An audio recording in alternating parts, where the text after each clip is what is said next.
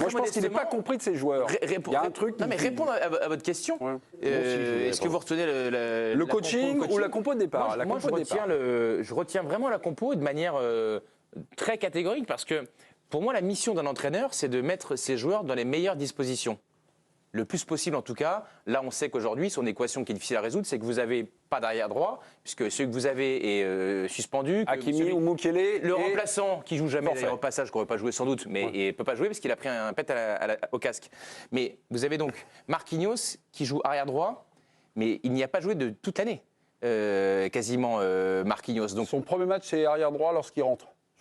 Oui, mais pas sur, on est au mois d'août. Ça n'a jamais fait partie des options privilégiées quand Hakimi n'était pas là. Pour moi, c'est un premier choix qui est discutable. Non pas que Marquinhos soit passé à côté de lui, mais c'est-à-dire qu'il s'il est à droite, par définition, il n'est pas ailleurs. Bricolage. Lucas Hernandez est amené à jouer un poste tout au long de la rencontre, que ce soit axe droit ou arrière droit, qui n'est pas le sien. Il avait joué contre la Real Sociedad au match. À ce poste-là aussi, bien tout à fait, mais ça avait plus marché. Ouais. Notre ami Beraldo, moi je pense que c'est trop tôt pour le lancer dans ces matchs-là. Il lui fait confiance depuis qu'il est arrivé. C'est sans doute un très bon joueur, très bon défenseur. Il faut avoir une équipe qui domine. Mais je pense que c'est pas adapté. Et pour ce qui est de Lee. Lee est jamais ou presque un titulaire indiscutable de cette équipe-là. Donc pour moi, il y a plus, et sans compter Asensio qui est inventé attaquant alors que ce n'en est pas un. Oui. Même s'il lui a pas demandé de jouer comme Giroud. J'entends bien. Mais donc pour moi, on est déjà à plusieurs joueurs qui sont pas mis dans les meilleures dispositions. Moitié d'équipe. Vous nous faites une. Bertrand, c'est super. Vous nous faites une Bernard. Vous avez tout pris. Vous avez un truc à ajouter Oui, parce que ça me fait un peu sourire quand on parle de coaching des entraîneurs, c'est-à-dire disant ouais, mais il a changé en cours de match. Moi, je pars du principe qu'à partir du moment où tu corriges ton équipe dans les grandes largeurs à la mi-temps, il a changé quand même 4 positionnements de joueurs. Ça veut dire que tu t'es trompé sur ta composition de départ. Donc il peut nous raconter ce qu'il veut, Luis Enrique, mais les choix qu'il a fait, alors après, je comprends son ressenti, il est entraîneur, c'est lui qui est à l'entraînement, mais à un moment, nous, on juge sur le résultat, et même lui, c'est déjugé à la mi-temps. Parce que sur 10 joueurs de change, je le répète, c'est beaucoup. Il a changé de positionnement de 4 joueurs. Ouais, mais après, tu peux voir un truc qui ne te va pas, que les joueurs ne sont pas au niveau que tu attendais, et tu fais un changement dans le match, c'est pas très gênant. Non, oui, dans le match. Il a fait dans la mi-temps. Une correction. Une correction par rapport à ce qui se passe. Quand tu vois que le match est en train de t'échapper, tu peux le faire en cours de match aussi. Tu n'es pas obligé d'attendre la mi-temps. Non, mais il rectifie. Pendant la mi-temps. Tu as la correction et la début d'échec. C'est l'aveu d'échec à la mi-temps. Est-ce que Luis Enrique, il ne doit pas déjà, dans cette proportion-là, oui, pour moi, c'est un aveu d'échec. Depuis le début de la saison, essayer, c'est une équipe en reconstruction, tu démarres ta saison, tu regardes les joueurs, tu apprends à les connaître, etc.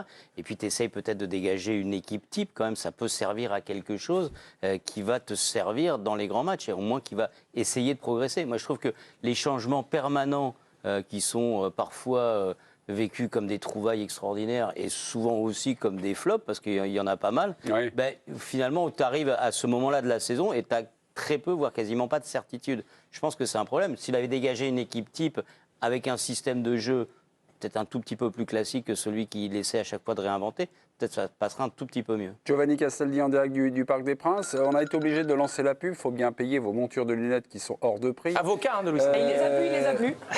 Ah oui, c'est vrai, tiens, il nous fait une Timothée Mémon. Un coup je les mets, un coup je suis myope, un coup je suis bien. Mon petit Giovanni, la fin de la conférence de presse, il y a eu des grandes révélations. Il s'est battu la coulpe ou non? Non, c'était Luis Enrique qui faisait un descriptif des buts, quoi. Non, il s'est légèrement agacé sur la récurrence des questions, sur comment vous expliquer que votre équipe menait 2-1 et que vous y avez perdu 3-2, sur peut-être les carences mentales. Il pense que ça ne s'est pas joué là. Il a passé son temps à féliciter le Barça en disant que c'était une grande équipe. Il était moins énervé que certains soirs de Ligue des Champions, mais on sentait qu'il se contenait. Sur ce qui est de ses choix et de ce qu'il fait, on a essayé de lui poser la question. Philippe Sansfourche, qui est chroniqueur de l'équipe du soir, lui a demandé est-ce que vous pouvez nous expliquer la raison, et il nous a répondu la raison, c'est que je suis entraîneur. Donc c'est toujours aussi formidable d'essayer d'avoir des explications tactiques et d'avoir ce type de réponse. Lu souvent cet article dans la presse, pour préparer le match, je lisais les articles. Comment Luis Enrique, l'architecte de la remontada, a changé Paris.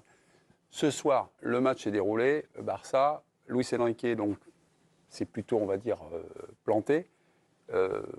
là, le test est. Voilà, Luis Enrique n'a pas changé beaucoup de choses au Paris Saint-Germain, ou en tout cas, ces changements ne sont pas totalement compris, ou pas du tout compris par rapport à ce qu'il veut, par rapport à la direction qu'il veut mettre. Est-ce que ce soir, il y a quelque chose, un truc qui tombe là? Oui, qu'on voit depuis le début de l'année, c'est qu'il n'a pas les joueurs.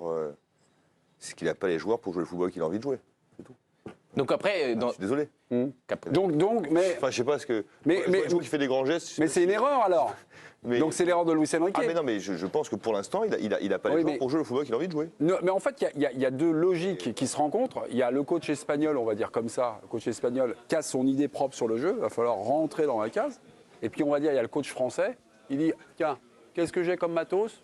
Bon, on va se dégoter, on va refaire. Il n'y a pas que le coach français. Non, mais l'adaptation. En général, qui s'adapte. Oui, non, mais il y a de l'adaptation. Après, Enrique, c'est pas la position à toi. C'est pas le Barça. Qu'est-ce qu'il y a, ouais, Joe? Pardon, Joe, j'ai réveillé Joe. Ouais, Joe. Non, mais juste, le constat de Jérôme, il est formidable, implacable. Cette équipe, elle pourrait être dévastatrice en transition. Tout le monde. Mais moi, il y a un mec qu'on cite jamais, je comprends pas, c'est Luis Campos. C'est-à-dire qu'il a pris des joueurs avec ils ont pris un coach quand même, ils ont pris Luis Enrique, ils savent l'identité, ils savent ce que représente ce coach-là, et ils ont fait un recrutement à l'opposé des qualités de ton entraîneur. Donc on peut parler de Luis Enrique, de ses choix, mais lui il est dans son style, il respecte son truc. Mais le mec qui a cramé plus de 350 millions d'euros cet été, qui a pris Ugarte pour 60 millions d'euros, qui est un joueur de récupération, qui est absolument pas un joueur de possession, qui a pris Kolo Muani, qui est un joueur de transition, qui a pris Gonzalo Ramos, qui est un pur numéro 9, alors que Luis Enrique aime pas numéro 9, tout ça pour faire plaisir à son ami Jorge Mendes. On n'en parle jamais en fait de ce garçon-là. Il est en partie responsable de ce qu'on voit aujourd'hui. Faites gaffe, il est derrière vous. Lui, il renvoie la balle au club, en fait. Oui, mais la politique du club général, la cohérence. Moi, je suis d'accord avec ce que dit Giovanni là-dessus. C'est incontestable. Et c'est pour ça que moi, je veux pas non plus être trop méchant, véhément avec Luis Enrique. Mais jusqu'à quand tu dois pas t'adapter? Parce que pour moi, il a de toute manière pas une grande équipe et beaucoup de joueurs de classe mondiale. Ceci étant dit, et là où je veux quand même un peu l'incriminer, c'est qu'à mon avis, il ne répond pas au cahier des charges de construire la meilleure équipe possible cette année. C'est-à-dire qu'il s'évertue à vouloir rêver une équipe qui ne correspond pas à ses qualités. Moi, c'est le seul reproche que je lui fais, mais qui, de mon point de vue, est moins important que les griefs qu'on peut avoir contre Campos, qui, effectivement, c'est Campos ou le président, j'en sais rien, se sont beaucoup trompés, parce que là, les deux attaquants à 200 millions d'euros ou presque, ils ont eu peu de temps de jeu ce soir encore, et c'est quand même des soirs pour briller, normalement. Est-ce que tu dois faire mieux avec cette équipe-là en jouant autrement? Moi, je pense que si tu es un grand coach, est-ce que tu peux changer ton dogme?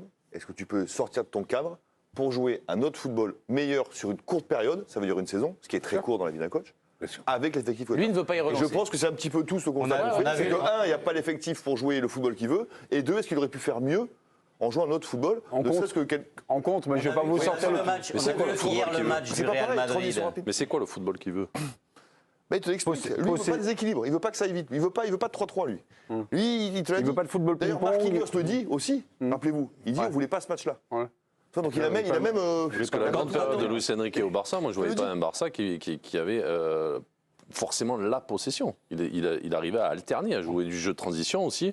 Et c'était la force de ce Barça-là. D'abord, à la fois une possession et à la fois un jeu de transition. Dans le discours qu'il a depuis qu'il est à Paris, lui, il veut le contrôle du ballon, le contrôle.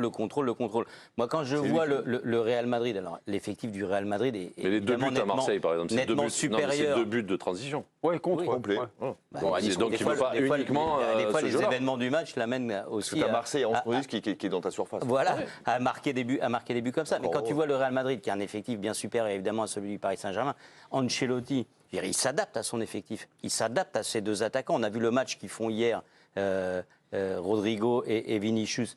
Mais ils font un match extraordinaire. Des fois, ils n'attaquaient qu'à deux, mais ils ont fait régulièrement ce type de match, je veux dire, avec un effectif où il a deux joueurs fantastiques qui vont très vite devant. Et ben, il se base là-dessus. Oui, le Real Madrid n'a pas toujours eu. Non, mais ils ne font pas que du jeu de transition. Ils font pas que du jeu de transition. Ils alternent. Et moi, je pense qu'Enrique voudrait alterner. ne voudrait pas que du jeu de possession.